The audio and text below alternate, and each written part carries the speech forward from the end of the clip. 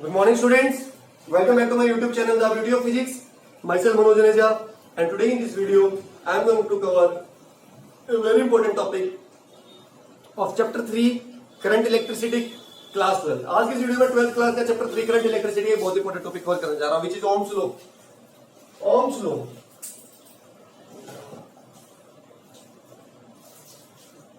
Tenth में भी पढ़ा है आपने. अब हमें इतना कॉन्सेप्ट पता है कि कंडक्टर में फ्री इलेक्ट्रॉन्स होते हैं, वो फ्री इलेक्ट्रॉन डिफरेंट डायरेक्शन से मूव करते रहते हैं in the absence of the battery और the cell. These free electrons keep moving in random directions due to thermal velocity. So their average velocity over any cross section is 0. Hence there is no net flow of charge through any cross section in the absence of the battery. That's why we don't get any current in the absence of the battery. इसलिए battery के absence में कोई current नहीं मिलता. अब क्या होता है जब हम बैटरी अप्लाई करते हैं? A potential difference is established across the conductor. An electric field is set up. These electric field exerts a force और ये सभी फ्री इलेक्ट्रॉन्स एक डेफिनेट बात है मूव करना स्टार्ट कर देते हैं और ये क्या कॉन्स्टिट्यूट करते हैं? करंट. क्या कॉन्स्टिट्यूट करते हैं? करंट. अब चलो बैटरी में कुछ ऐसा है जो उनको कंपेल कर रहा है. There is a cause. हमेशा फिजिक्स में एक कॉज होता है और एक इफेक्ट होता है. जैसे आप फोर्स अप्लाई करते हो तो एक्सेलरेट होता है ऑब्जेक्ट. तो force is the cause, acceleration is the effect. तो कॉज क्या है? बैटरी ने क्या सेटअप किया? Potential difference. तो potential difference is the cause and current is the effect. एक भी क्वेश्चन आप याद रखिए हमेशा. Cause is inertia into effect.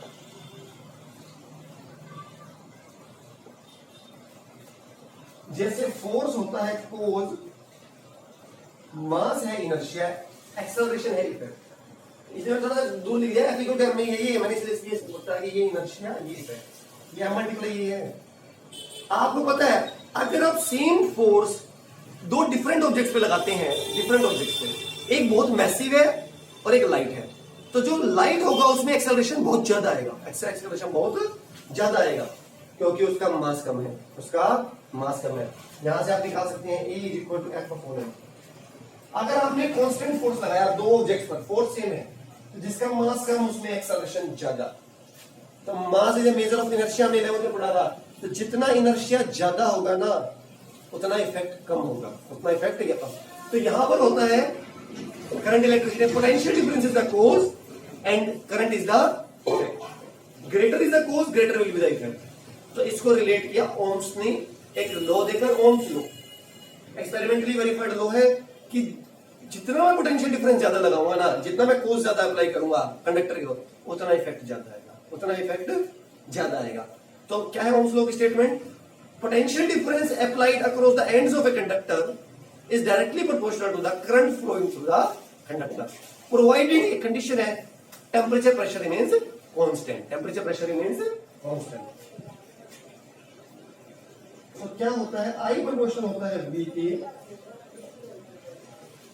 constant of proportionality आता है R to B = I.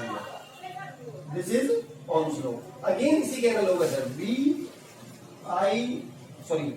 R मैं ऊपर लिख देता हूं V =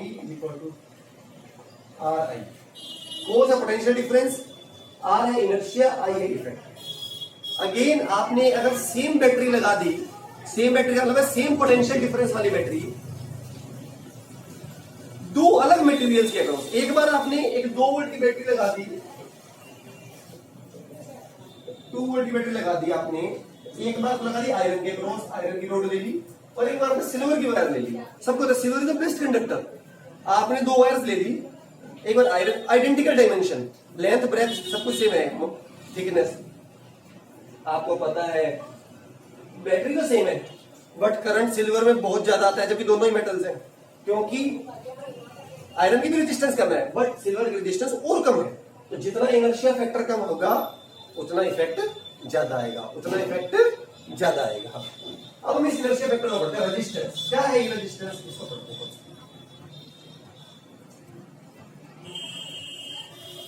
रेजिस्टेंस क्या है इसको पढ़ते हैं. रेजिस्टेंस एक मटेरियल की प्रॉपर्टी है जिसकी वजह से वो करंट के फ्लो का क्या करेगा? अपोज.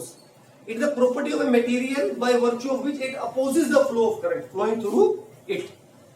क्योंकि जो फ्री इलेक्ट्रॉन्स थे उनके पास अपनी रैंडम मोशंस भी तो थी। कोई ये तो है नहीं कि इलेक्ट्रिक फील्ड सेट हुई और चलने लग गए। They have random motions. और जब वो पॉजिटिव एंड की तरफ ड्रिफ्ट करते हैं, रास्ते में क्या है, पॉजिटिव आयंस भी they collide with the positive ions. तो there is a lot of obstruction, there is a lot of obstruction. So this obstruction characterizes the resistance. So resistance is a property by virtue of which material opposes the flow of current flowing through it, flowing through it. अब ये किस किस factor पर depend करता है resistance, किस किस factor पर? इसको आप इस तरीके से समझ सकती हो।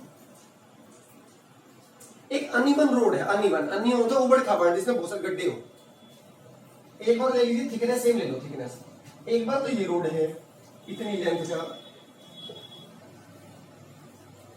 एक बार थिकनेस सेम है रोड की विड्थ सेम है, ये देखिए लेंथ आपको ज्यादा दिखाई दे रही है एल डैश।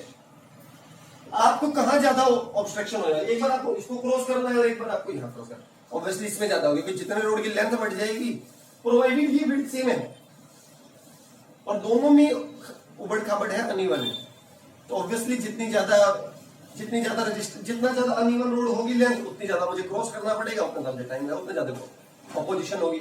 तो रेजिस्टेंस है ना वो लेंथ के डायरेक्टली प्रोपोर्शनल है, लेंथ के डायरेक्टली। अगर आप दो वायर्स ले लें, मटेरियल सेम रख लीजिए, सपोज दोनों आयरन की हैं, दोनों की थिकनेस सेम रख लीजिए, फिलहाल सेम मोटाई की ले लीजिए आयरन की, एक ले लीजिए 1 मीटर लंबी, एक लीजिए 2 मीटर लंबी, तो 2 मीटर वाली का रेजिस्टेंस ज्यादा होगा। अभी आपको एक्सप्लेनेशन दे दी।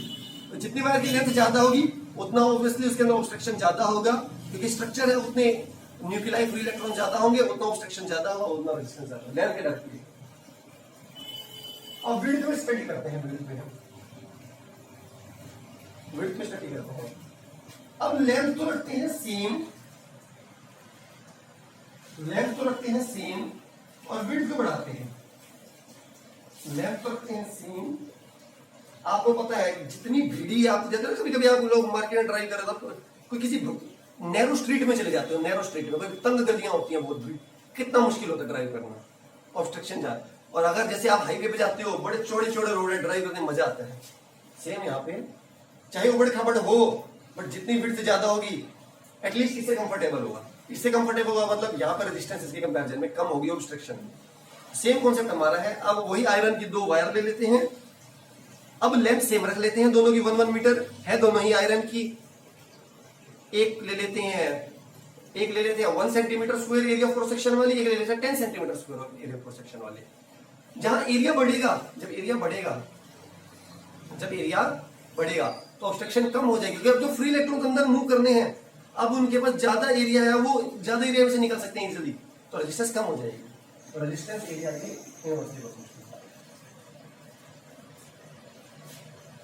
ठीक है। फैक्टर्स को कंबाइन करते हैं, प्रोपोर्शनलिटी हमेशा कांस्टेंट आता है, ये होता है रो, ये क्या होता है रो, इसे बोलते हैं रेजिस्टिविटी। क्या बोलते हैं रेजिस्टिविटी, ये मटेरियल को कैरेक्टराइज करती है मटेरियल को। अब मैं यहाँ पे एग्जांपल लेता हूँ, दो वायर्स ले लीजिए, एक आयरन और एक सिल्वर, दोनों की लेंथ 1-1 मीटर, एक आयरन और एक सिल्वर लेंथ 1-1 मीटर। जो भी मैंने वो एग्जांपल बताया भी था, मैंने दो वायर्स ले लिए, एक आयरन और एक silver, length 1-1 metre, area of cross section 1 centimetre square, तो दोनों की लेंथ भी सेम है, एरिया भी सेम है। फिर भी जब मैंने सेम 2 वोल्ट की बैटरी लगाई थी, मैंने कहा था करंट आई सिल्वर में बहुत ज्यादा था। क्यों? क्योंकि सिल्वर की रेजिस्टेंस क्या थी, आयरन से बहुत कम। रेजिस्टेंस भी फैक्टर पे डिपेंड करती है, लेंथ एरिया तो दोनों में सेम है, इसका मतलब ये रो है ना, रो, जिसका बहुत बड़ा खेल है, ये मटेरियल को कैरेक्टराइज करती है। रेजिस्टिविटी ना सिल्वर की बहुत कम है, आयरन की उससे ज्यादा है। तो rho characterises the nature of the material, जितना रो ज्यादा होगा उतना रेजिस्टेंस ज्यादा होगा। इसलिए आयरन में रो ज्यादा थी तो रेजिस्टेंस ज्यादा थी। एल्यूमिनियम में सेम ले लिया था ना वायर्स का, सिल्वर की रो कम थी तो रेजिस्टेंस कम थी। तो रो कैरेक्टराइजेस द मटेरियल और डायमेंशन पे डिपेंड नहीं करती, लेंथ एरिया पे डिपेंड नहीं करती, लेंथ एरिया पे डिपेंड नहीं करती है।